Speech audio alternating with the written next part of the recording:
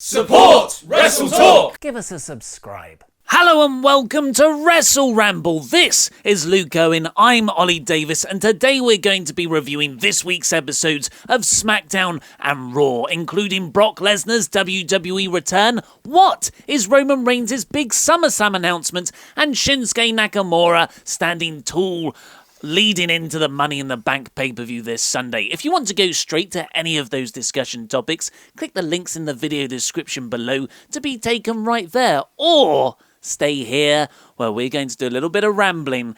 And hey Luke, after such a good week of WWE programming last week, the Extreme Rules main event, a cracking episode of Raw, a mighty solid episode of Smackdown. NXT was pretty good as well. NXT was, I'll take your word for it, and we were both sitting here. I can't wait for Lesnar's return. We're going to have an episode where Lesnar runs through everyone on the roster. The Beast is unleashed. How could they muck it up? It's an open goal. Yeah, and they missed that open goal. Yeah, they missed the open goal. Yeah, it was. I mean, do you want to just dive straight into to the Raw discussion? Let's dive straight in. Okay, so you know we've got this timing thing going. Longer listeners / viewers will know that a few weeks ago I thought we could do the whole episode in about 35 to 40 minutes. Incorrect. It usually takes about an hour.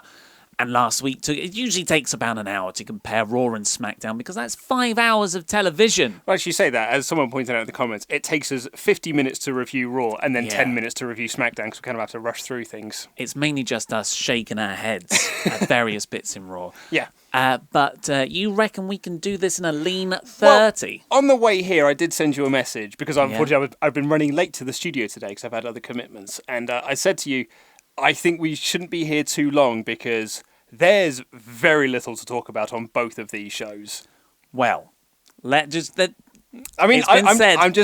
The claim has been made, and it's on me this time rather than you. Difference is you would try and limit things down to half an hour or 20 minutes. You're like, no, we need to try and do this. I just think that we can. Okay, that's the difference. What actually That's a positive attitude. Is I start off very optimistically. Yeah, we got loads of time, and then like someone doing big bubble writing on the front of a birthday card, starting very big and bold letters, and then you realise you've got to get the rest of Luke Owen's name in that tiny bit. So you're like, E. Owen. Yes.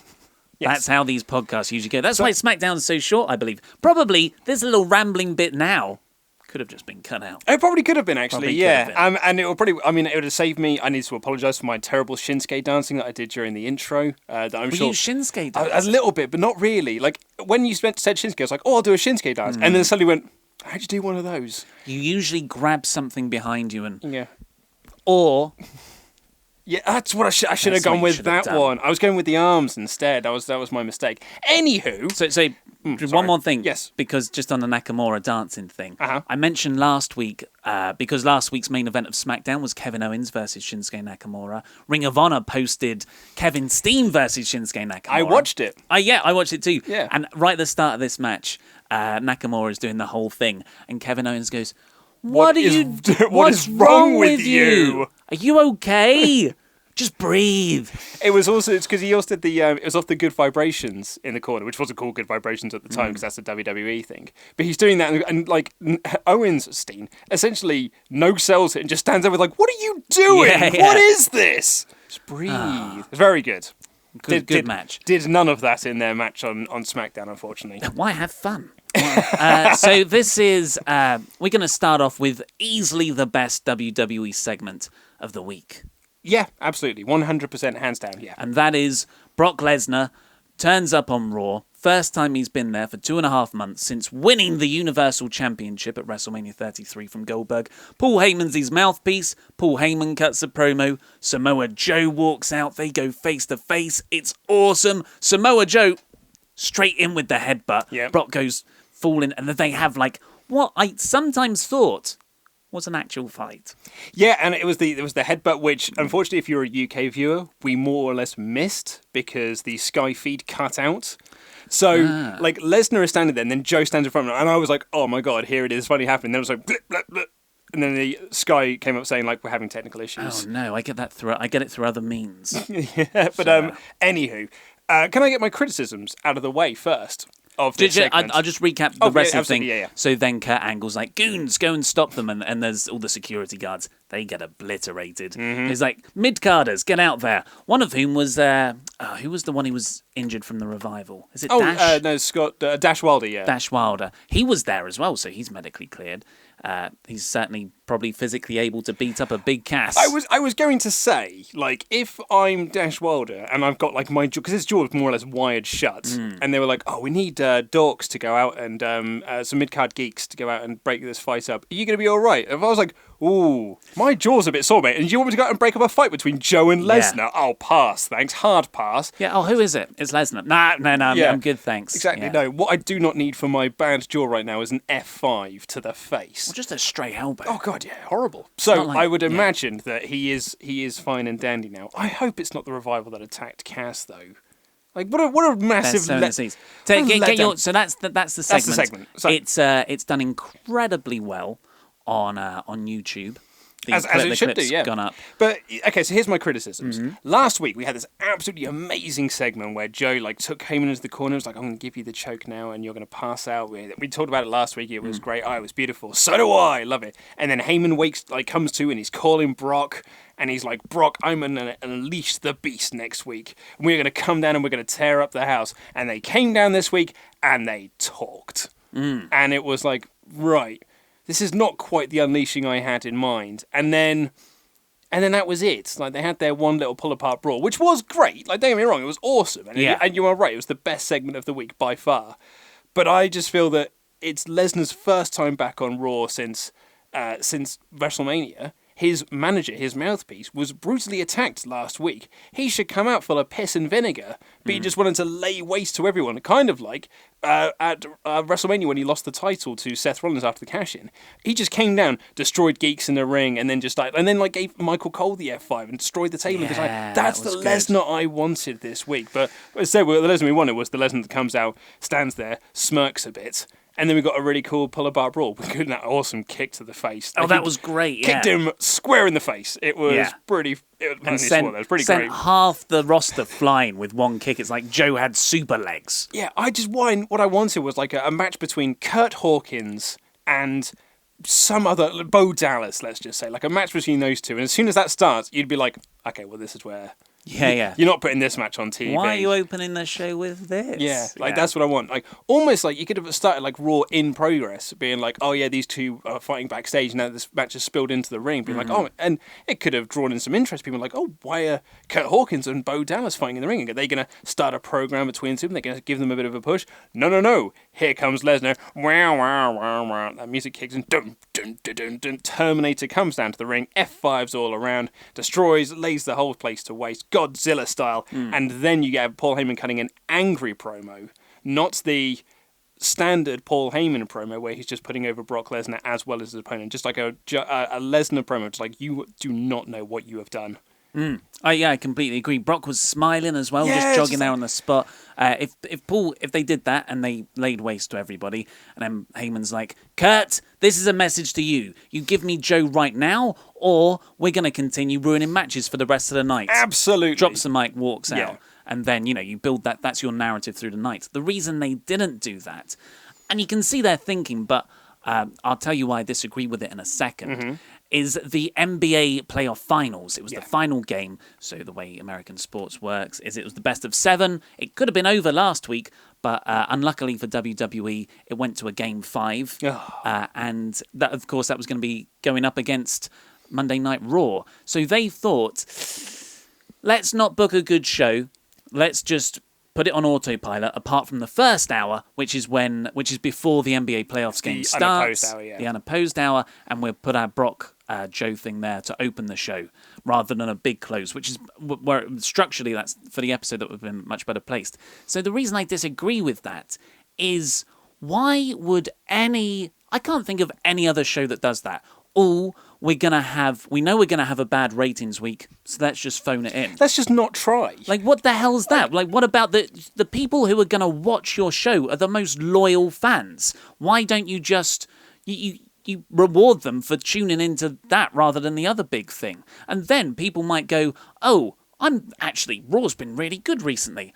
I'll just flick over into the NBA playoffs to see what's happening and yeah. stick with Raw to see what's happening. Absolutely. Like, during the Monday Night War, when WWF were getting their ass handed to them in the ratings, and like Nitro was doing 4 or 5 ratings, and Raw was doing 2s and 3s, like they didn't be like, well, we're not going to draw a big rating this week, so let's just go into autopilot. No, they were like, what do we do to get those fans over here and watch our product, they get those eyes on this product? And then by doing that, they eventually did get all those eyes onto this product and create a whole new set of eyes.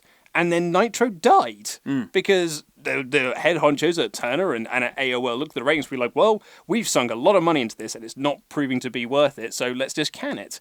And that's how WWF won the war. Yeah. So I don't get that mentality. Like, you're right. If you had Joe come out, lay waste to everyone, and just be like, we're going to continue doing this for the whole night. As a fan, who might also be a basketball fan, I'd be like, oh, well, I've got to stick around because I'll follow the Cavs game on my phone. I want to see Joe Lesnar. So if you do that, if you tease that at the start and then you do it in the final segment, you've got to stick around for the whole show to get to that. You can flip over during a cruiserweight match or during the Dean Ambrose and the Bear. Yeah. And then, but like, still build towards the big angle at the end. That's the main apology or reason I've heard people say about why this was a lame duck show. And it's, oh yeah, but they had real big competition against the NBA. It's not an excuse. It's not an excuse. Make it a good show, especially because you had so much momentum last week. Last week was such a good show. My favourite episode of the year so far, probably. Compete. Like you said there, it's like, oh, they can't compete against it. Well, like, try. Well, they've got hard competition. Then compete. Try and compete against them. That's what competition's all about. Either it was a really lame duck episode, because after this, like, I would struggle to tell you anything else that happened on the show apart from the Bear. The Bear. Yeah. I genuinely can't remember what the main event was.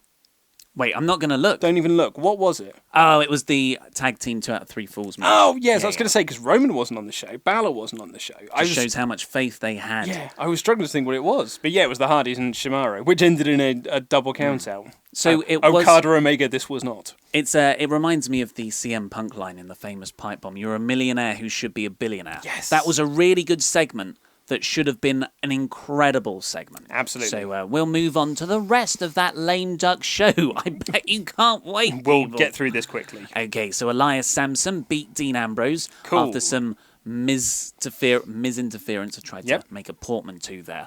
Now, there's been, backstage after this, Kurt Angle was like, don't interfere in Dean's matches. What was this segment about? Yeah, so we'll get onto that. Kurt was like, don't interfere in Dean's matches. And Miz is like, well, it's your fault that he screwed me over last week because you're all on your phone with your personal problems. And Kurt's like, what do you know about my personal problems? So that was a little... I'm grabbing here. I'm searching for bits. So that was a little bit intriguing because nothing else was really developed on the Kurt texts front. No, nor the Corey Graves front. Which is the same thing, yeah. Well, I'm not sure if they're totally connected. Like, I think that it's a build for a different Corey Graves character because he was doing that character on Bring It to the Table after Raw, not connected to the Kurt Angle thing. The most annoying part about this was that Kurt afterwards said, well, I'm not going to do anything about Dean interfering in your stuff. If you want to do something about it, do it yourself. Which is what he just told him off for doing at the start of the promo. So I tried to rationalise that. I guess Kurt was emotional because of the text thing, so he didn't respond in a rational way. But it's just... That sounds like chlorine there. Yeah. I'd have said it was a lame duck show and they weren't trying. Yeah. Then, oh my God, I forgot about this. All right, this could have been good. I was really into the idea of Noam Dar, like he was FaceTiming Alicia Fox, and We can't bleep this one. Alicia is like saying like, "Oh no, don't hang up on me," and like they had this bit of a tete-a-tete with Cedric Alexander. He then leaves because Cedric comes in and was like, "Why are we still feuding? Like, go away, get out of my life." That's what I was thinking. That's what I was thinking too. And then as Noam's walking to the ring, over the house mics, over the speakers, you could still hear Alicia and Noam Dar's conversation. You can only hear Alicia, and it was on the big screen as well. Like, kayfabe doesn't make any sense. But, like, as a bit of entertainment, I thought it was quite funny because you got Noam there, like, we've all had these ex-girlfriends. Like, I'm not saying that all women are like this, because that would be a really gross misjudge. I'm not saying that 52% of the people on the planet are like this. That should be a really. That's a bit of a generalization. Well, this is the thing. This is what WWE do, though. Like that is their generalization of girlfriend characters. Go back and look at any girlfriend character. They always end up being I hate to use this word, a bitch. Like that's the WWE thing. They're just like, oh, all women are crazy. Do you know what women are? What about Miss Elizabeth? Crazy. She was the only one. The exception rather than rule. Sure. Which is the exception rather than rule. So she's there, like on a phone with Noam Dar, and he's like, I'm trying to fight him. I'm trying to have a match here. Like I'm not going to hang up. I'm just going to put you down. Just putting you in the corner. This could have been a really funny segment. It just something about it didn't work. I think it was really annoying. Alicia Fox just didn't stop talking. It wasn't an actual conversation. You said the kayfabe thing doesn't work. Like, why would it be hooked up to the Titantron? So why is it playing around on the speakers? And because it didn't, like, usually I wouldn't care if it was good, but because it wasn't good, that just annoyed me all the more. Yeah. And Noam Dar just lost in like 3 seconds. 1, 2, 3. Hit the lumbar check, and that was it right away. So hopefully, I don't care.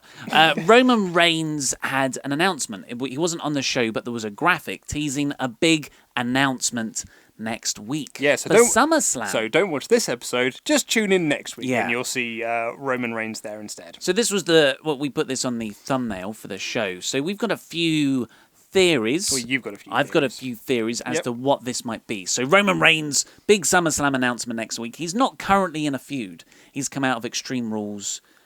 I guess he was meant to face Braun Strowman in an ambulance match at Extreme Rules. Mm-hmm. That was the original program for him.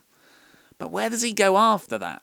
So there was also a promo running on Raw of free agent John Cena. I nearly vomited in my mouth when I thought that a brand split was going to be disintegrating.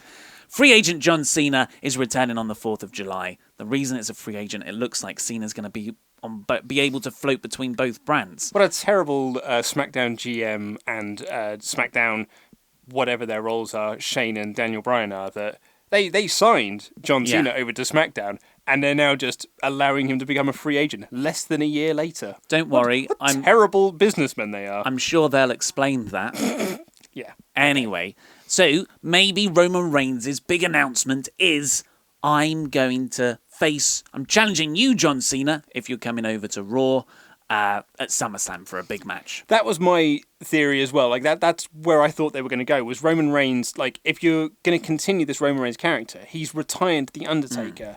So he's now coming out and being like, I'm the big dog, this is my yard, got my shed in the corner, I've put down some new bedding looks around nice, the It looks really nice. Yeah, he's doing a really nice job. He's getting some really good rose bushes growing up in there in his yard. If he has like a barbecue going, he can make us some hot big dogs. Absolutely. And, SummerSlam is the hottest party of the year, so a barbecue would be perfect in his yard. A SummerSlam themed around Roman's yard. Exactly. Oh, that's great. He's keeping all the kids off of it. They were running through it quite a bit, but he's kept them all Sprinklers. off now. Exactly. Dogs aren't putting mess on there anymore. Yeah. This is why we go an hour.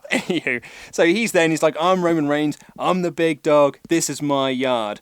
There's only one man who has claim to this yard, and that is John Cena. Yeah. And so he then challenges John Cena to a match at SummerSlam to prove who is the other big dog, I guess. So he's the big dog, the face that runs the place. Now they're going to collide in a battle of gimmicks. Face that runs the place is AJ. No, that was SmackDown. That was John Cena. Because AJ took it. Sure, exactly. sure. And turn it into the champ that runs the camp. I usually just push out old stuff for my brain. I've only got the last year of WWE in my head. So that's what I originally thought as well. Dave Meltzer on Wrestling Observer Radio has said that isn't the plan.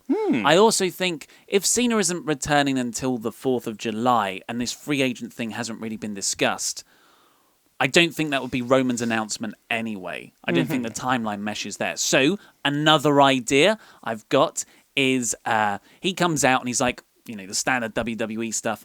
I'm going to challenge the winner of Brock or Joe at SummerSlam for the Universal title. If that's his announcement, mate, lame. I know. That is pretty lame. Lame. But that won't happen because apparently they're saving Roman's Brock match for WrestleMania 34. Yes, as we all saw. Yeah. So unless Joe wins. Joe's not winning. Battle of the Samoan Joes. Let's be honest. And anyway, so the point is, Roman would come out and make this challenge for SummerSlam, but either Finn Balor or Braun Strowman would interrupt, setting up. Well, I thought we were doing yes, because you were saying to me a few weeks ago that the plan is to do Braun and Brock at SummerSlam. Yes. So I suppose that would free up Finn Balor versus Roman Reigns, but like I don't really need to see Finn Balor losing to Roman Reigns at SummerSlam. I don't think that would be particularly great for Finn's character, considering that he was the one who took the fall in the Extreme 5-Way, and he wasn't on TV this week. He hasn't got a feud at the moment. He's kind of rudderless at the moment. He wasn't on TV for the last 2 weeks. Yeah, he wasn't on last. Yeah, so hashtag where's Finn, along with Ty Dillinger, I suppose, just sort of sitting in the back, not doing anything. So yeah, I don't know. I would rather it be John Cena, because that also means that we won't have the John Cena Jinder Mahal defending the US Honor. Yeah. Well, I've got another theory, and this is my favourite one. I haven't seen it speculated on anywhere else. There's a bit of a mystery at the moment going on with Kurt Angle. There's a mystery attacker with Enzo and Big Cass. You're going to say that like super babyface Roman Reigns is attacking one of the most popular tag teams in the company? I'm just That'll saying. get him over. I'm just saying. Well, maybe it's not going to be. If they I don't even want them to do the heel turn. He's not turning heel. He's not turning heel. I was hoping if I just said it, you might be able to fill in the blanks there. No, unfortunately not. I do not think that he is the one that's attacking Cass. Or maybe he's got some information about Kurt. His big announcement doesn't have to be the reveal. He could just come out and announce, I know who's attacking so-and-so. I'm going with one or two of your options there. I'm thinking he's either going to go out and challenge John Cena, and John Cena will then either accept or turn down the challenge on the 4th of July Smackdown, which is a couple of weeks after, or he's going to challenge the winner of Lesnar and Joe to a match at SummerSlam, and then that match probably won't take place. And it won't happen because Finn Balor will interrupt you. You've got to get through me first. I deserve the next Universal shot. I didn't lose that title. I'm going to kick your teeth down your throat. So everybody can't see how many notes we work off here. But there's a lot of good recap here for each segment. For the Bray Wyatt and Seth Rollins section, I've just written down promo. Yeah, I tuned out. We could skip this bit because I don't know what either of them said. They just said the same stuff as usual. They said words. Then Bray Wyatt went blip and then appeared on the Titantron. That was it. And finished saying the same stuff he usually does. Wizardry. Yeah. Akira Tozawa joins the Titus brand. This was pretty funny, actually. This was actually okay. Akira Tozawa's reaction to the selfie. Have you seen the selfie? Yeah. Oh, it's so good. Akira Tozawa is money. Yeah. He's a money man. Ha! Yeah, it's great. He is very good. This is fine. I do like Apollo Crews and Tozawa together because they've got a bit of a history. They're very good friends from the past, so that must be very nice for them too. Mm-hmm. But actually, I mean, I guess Tozawa's getting the Cruiserweight title shot. I would like to see maybe Akira Tozawa, Titus book him in some matches with non-Cruiserweight competitors. I would like to see, if they are going to go with this Titus brand thing, which it appears that they are doing, I would like to see them win so that it actually makes it look like the Titus brand is something that you want to be a part of. Yeah, rather than a comedy act. Exactly, because there was a moment, I don't mind comedy. Like, Jim Cornette will always tell you that funny don't make money, but I disagree. Mm-hmm. So Titus got Apollo in, and Apollo was like, I don't really want to work with you, you're a bit of a joke. And then he came down, and then he lost. And then, I think, a couple of them have lost. Titus lost last week. I just think if you're going to build the Titus brand, the Heenan family, the Heenan family was made of winners. Heyman's guys, when he was poorly dangerously in WCW, they were winners. They were guys that won stuff. They made them appealing managers to want to be around. So the Titus brand needs to just win stuff. I agree.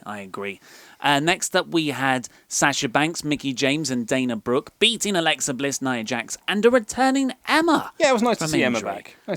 And tapping on her return, tapping out to Sasha Banks. Well, there was that as well. I mean, it was nice to see her make a return and just being the Emma character, which is the character that I like her being best, where she's just got the badass aviators and a cool costume. That was fun for a while, but they botched it on the main roster. Yeah. We'll come on to that in a minute. So I'd prefer this version of Emma. I'm quite happy to see her in the title picture. I liked also they were seemingly stemming from Nia Jax's passive-aggressive tweet about the Raw's women's division, where now they seem to be involving a lot of the women that are on the roster. So it's not just one feud at any one time. So there was another. I really like Emma. I wish she great. had a bit more of a push behind her. Yeah, and not tapped out on her return match. Yeah. Sasha, there was a moment when Sasha came out. She was actually over. The crowd got really into her. Sasha. Sasha says right away, just let me say something to the crowd, like on the mic. I've got something to say, and then the crowd like, okay, well, shut up. But like that was the only person who had genuine good heat in this entire segment. And I was thinking, if I was her, or back in the day, that person would have milked that. They wouldn't have had these cues to hit, and we've got this amount of time. You just feed off the crowd if it's organic. She should have got up on the top of the turnbuckle and been like, and really play up to the crowd. It was really sad to see. It was also sad to see my girl Dana really not get a lot to do. Which makes me sad. Speaking of your girls, another one. Why... The segment, it was a backstage interview with Corey Graves entitled Bayley Extreme Disappointment. Yeah. Which is, that makes sense. It's coming off the back of Extreme Rules. She couldn't get the title back. It was disappointing, but some things you just don't want to put together to embed in people's minds. Because that's like the perfect phrase to use for Bayley's main roster run. Yeah, so they're having this chat, and I'll be honest, like the chat itself wasn't that bad. Like it was well, okay, it wasn't bad comparatively to the ending. Like when you take away that ending, right. It's not actually as bad as that makes it so much worse. So comparatively, grand. So the bit where she said her job wasn't to beat people up, it was to make people smile. That was awful. Despite her being a professional wrestler. I actually forgot that line was there. You, I managed to remove that from my memory. So the point of a professional wrestler is to beat down someone to the extent where they either tap out or they can't get up with your body weight on top of them for 3 seconds. Oliver Davis, the problem you have making it, she's a mark. She's just a fan, mate. She's not here to beat people and win championships. She's here for moments. She's here for a WrestleMania moments and to be a mark and to be excited that she's seeing all these proper wrestlers, these proper sports entertainers backstage. So it makes perfect sense for the Bayley character to not want to beat people up. So I hated that first line the most, but I do agree with you. This last bit was awful. Yeah. So at the end of it, like the interview ends, and then Bayley kind of pauses for a bit, and she's like, "Can we end this on a hug?" And then they have this really mad, awkward hug, and then Bayley was like, "I felt great." And I'm like, "Not for me, it didn't, love. Not for me, it didn't. This is death." Have you seen Bring It to the Table? No. They bury her 6 feet under. Yeah, I heard them talk about the This Is Your Life segment. Well, no, it's not just that. So they're talking about that This Is Your Life segment and saying like, oh, it's one of the worst segments of all time. And then Bradshaw brings up the tag match that he had, him and Trish Stratus against Christopher Nowinski and Jackie Gage, which was an all-time train wreck match. And JBL tells a story that when he walked out into Gorilla, Vince McMahon took his headset off and just apologized and just, I shouldn't have put you in that position. But the point he was making from that is that a bad segment doesn't kill a career. And people go on, like you say, I went on to become longest reigning Smackdown champion. Trish Stratus is now in the Hall of Fame.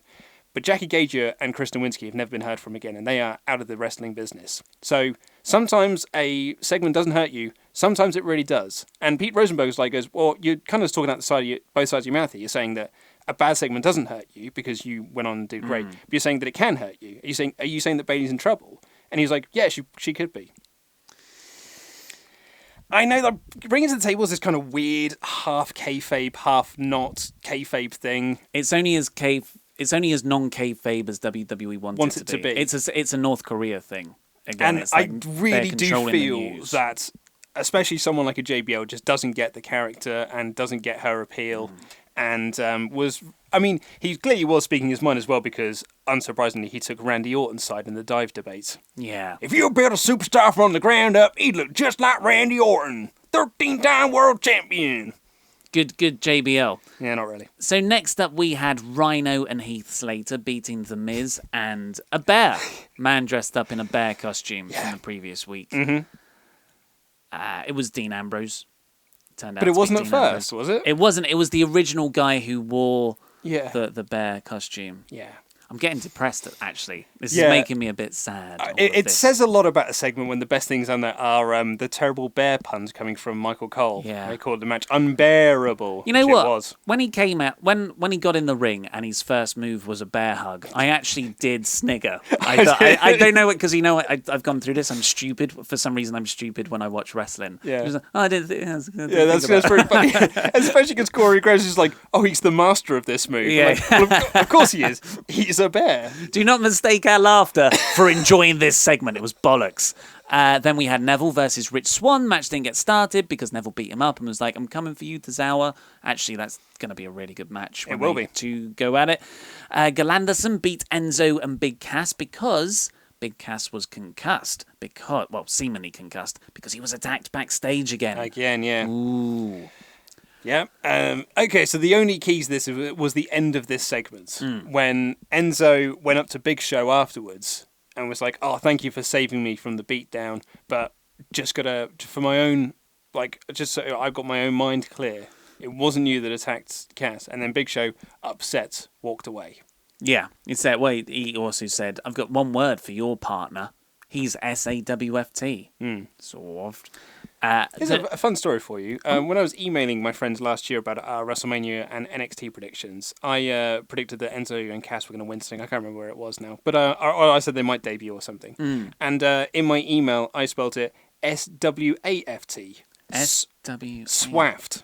Swaft. And my friends have never let me live it down. So anytime we can see Enzo and Cass together, they was like, oh, it's those Swaft guys. And so, well, you know what you've just done. This is now. I want it trending. I want it #Swaft. If anything good has come from this week of WWE, it is your revelation of Swaft. #Swaft, people. If you've gotten this far into the video cast, comment #Swaft, and then a bunch of people who haven't gotten this far will read the comments and go, what the hell's going on? Get it trending everywhere. Get it trending on WWE videos. Go to every Enzo and Cass video. #Swaft. Swaft. We want signs in the crowd. #Swaft. Luke and Ollie are Swaft. Get Love some that, Swaft t-shirts. That's good. I do like that. I'll tell you what else I liked. There was the revival in the background again. So there's that. But the best part of this segment, I thought it was a pretty good way to further the storyline, actually, was Galanderson's promo. Yeah. Oh, my God. It just shows their natural comedic timing and delivery. Luke Gallows is like, they're a bunch of nerds. I do like them calling And Carl people nerds. Anderson is going... nerds.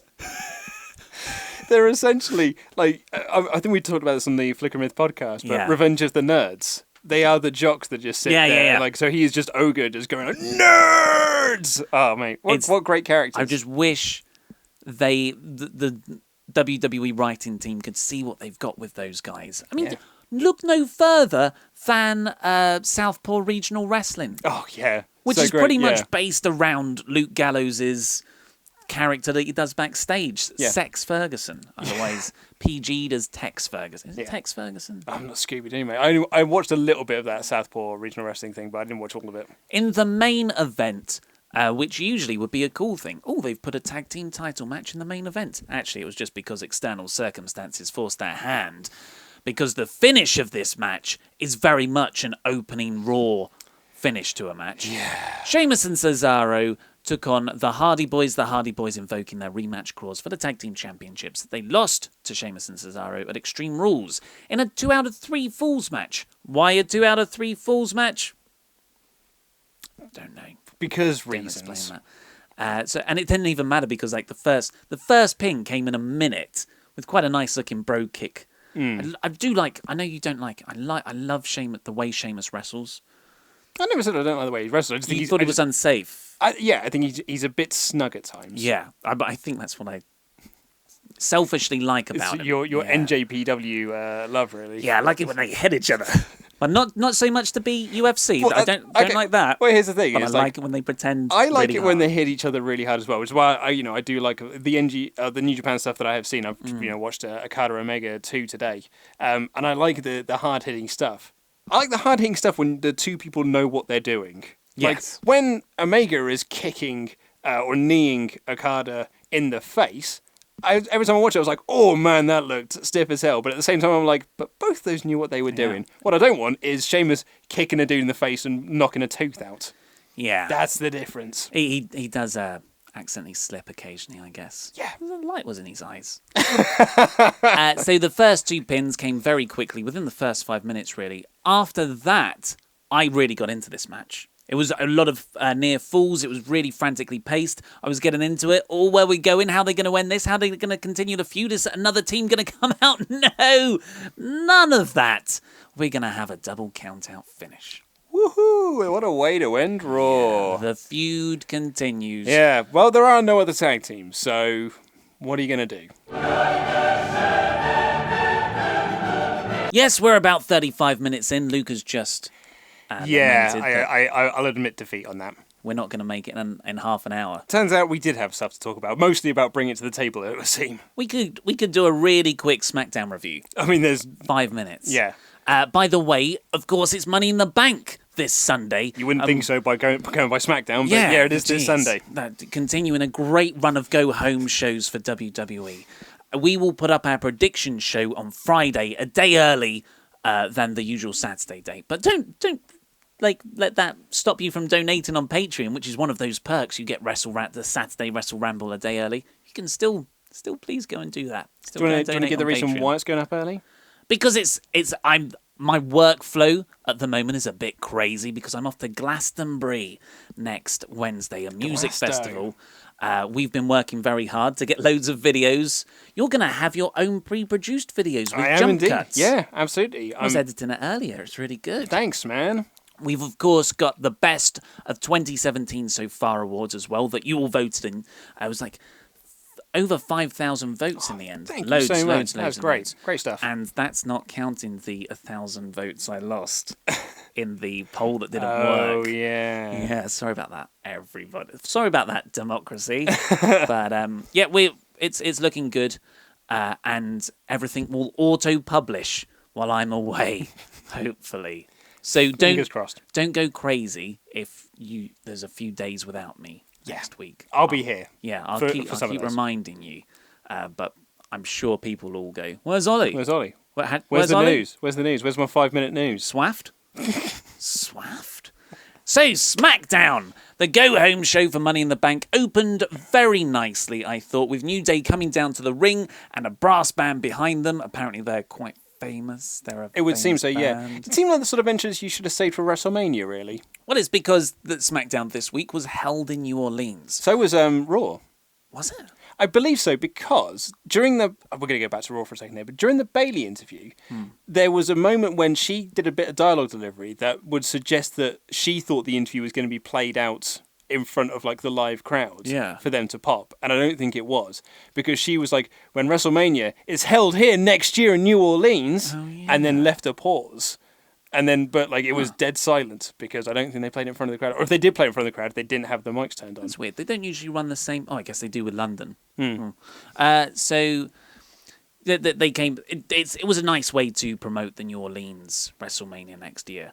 And this turned into a match with New Day and Breezango tagging against the Usos and Colognes. And I thought, it'll be Big E and Xavier doing the usual New Day combination. But it wasn't. It was Kofi making his in-ring wrestling return. First TV match since the 6th of March. Wow. Yeah. Fun fact. Because he got injured just before WrestleMania.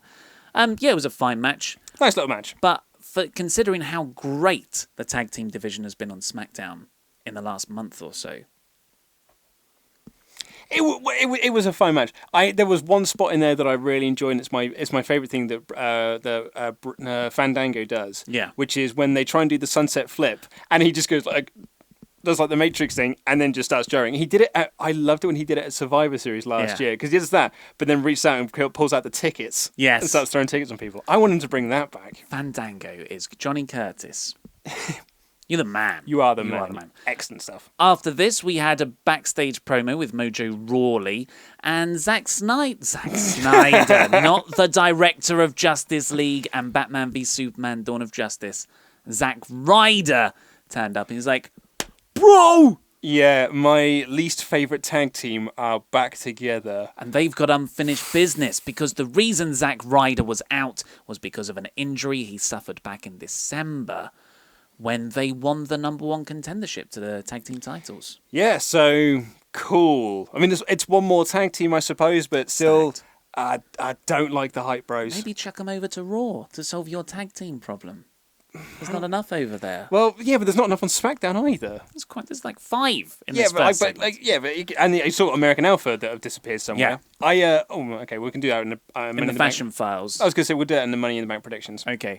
The thing about Zack Ryder, this segment here, a lot of people have said, Mojo Rawley was acting a bit reluctant to go back with Zack. Was he? I thought he was well up for it. I didn't think he was either. He was well up for it. Apparently, he was a bit more reluctant on Talking Smack, but I didn't watch that bit. Oh, no, I haven't seen this week's Talking Smack. So maybe it had I think JBL was co-hosting it, so I'd rather not watch it. Oh, it's tanked on the network. Is it really? It used to be up like in top 5 all the time when Daniel Bryan was hosting, but since JBL's become a consistent host, it's not even in the top 20 now. Him and Shane are bad on that show. Bad.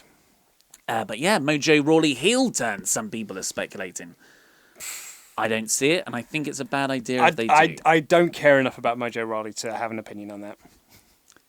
He defeated the WWE champion not 3 months ago. I know. And he won the Andre the Giant Memorial Battle Royal. Naomi, the WWE Women's Champion on SmackDown. 50-50 booking. Tamina pinned her last week. Beat Tamina.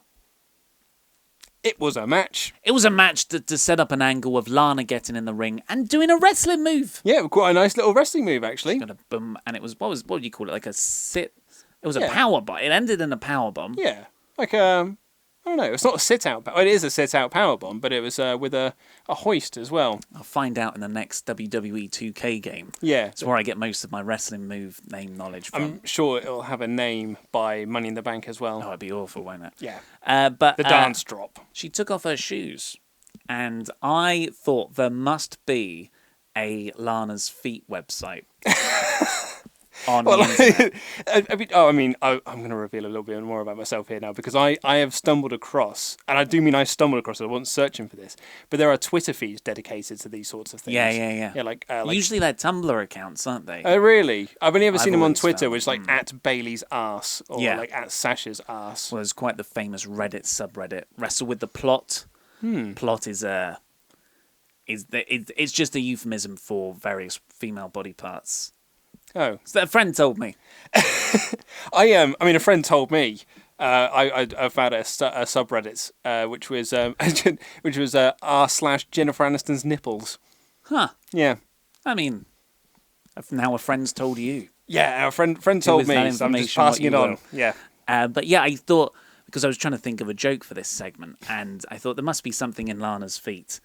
Not that way. And I just typed in Lana's feet onto Google, and the first thing that came up was Celebrity Foot Wiki. Oh. There's loads. You can submit yourself, and there's just like all these screen grabs. I'm not one to judge. To each their own. Whatever floats your boat, as long as it doesn't sink your ship. But I don't get it. But that's a thing. Next up, we had Jinder Mahal coming out, and I love his entrance. Singh Brothers doing the mic intro, and then you've got the carpet in the ring. It looks great. But why does he talk so quietly all the time? He seems to have got ever since he won the title, he's been struggling to speak. He's cheered so hard. He did. He celebrated so hard that now he comes out, he's talking a bit like John Laurinaitis. Yeah. That's a good comparison. It is, though. But he came out and he cut the same promo that I think he's cut since he won the title, and then Randall came out and gave him the RKO. I thought that was a wicked RKO. Great RKO. He sort of properly grabbed him by the back of the head. It's the best RKO he's hit since that one he did on the kid in the swimming pool, which was that was stunning RKO as well. Good. But I think this kind of, we did some Money in the Bank predictions, but I think this kind of signifies that Jinder will retain Money in the Bank. Yeah. They're also playing up the fact, even more so this week, that it's the Money in the Bank is taking place in St. Louis, which is Randy Orton's hometown, and Randy Orton's family are going to be at ringside. So I think the whole Bailey's dad thing that you pitched, they might do here with the cowboy, Bob Orton Jr. Is he allowed back in the company now? What was the deal? Well, he was fired, wasn't he? Because They've been dropping his name enough. Yeah, well, he was fired because I think he had... He was... I don't want to say he was HIV because that's not wrong, but essentially... Hepatitis? I think he had hepatitis, Right. yeah. It was hepatitis. And he didn't tell anyone. And then he was busted open in a match with The Undertaker, who was also busted open. And then when Undertaker found out, he was none too pleased. Yeah, I bet. And that was the last time we ever saw Bob Orton Sr. in... or Bob Orton Jr., actually. In WWE. So, I don't know. I'm not sure if he's allowed back now. Well, we'll see what happens. Undertaker's retired. He's not there. Yeah. As soon as Undertaker's gone, Bob, it's all right now. You can come back, mate. Get that cast. Get out of the cupboard. We need it. Dust it off. Nonetheless, this is a very... It's not the most exciting or interesting feud. Their main event scene, since they've relegated all the good people into the mid card, their main event scene of 2 people has been spectacularly boring. Yeah. Charlotte beat Natalya in a nice little 10-minute match. Yep. Nothing Cool. really to say there. Yep. And now Fashion Files, the latest and possibly the least fun. I don't want to say the worst because they're all really good, but the least funniest. Yeah. Sweet Victory, it was called, and Breeze is found beaten up, Big Cass style, no revival in the background. Was he beaten up? Well, he was just down on the floor. Yeah. And he said, I was attacked. And he described the Oh, yes, Fandango. he did, yeah. And he drew the stick figures. That's So right, they know who it is now. Because, Breeze saw enough of them. Why he couldn't just say American Alpha, I don't know. Do you know what did make me laugh? On the their chalkboard Yeah. picture of Sami Zayn that just said generic. That really made me laugh. Yeah. It'd have been even funny if it said the generic, which I think would have been even better. Very, very good. Very good. Of course, if you didn't know, Sami Zayn wrestled on the Independents as a masked wrestler called El Generico. Although in interviews, he won't admit that it was him. No, what they say is dead. Yeah, don't they? it's so great. Yeah. It's just we just Who? wrestled. Yeah, we wrestled in the same promotions at the same time, but we're very different Really, people. really good. Very funny. And in the main event, speaking of Sami Zayn, of Sami, I thought this was an excellent main event. Yeah. Just the last 5 minutes in particular. AJ Styles, Shinsuke Nakamura, Sami Zayn beat Baron Corbin, Dolph Ziggler, Kevin Owens. it's a match we saw 2 weeks ago.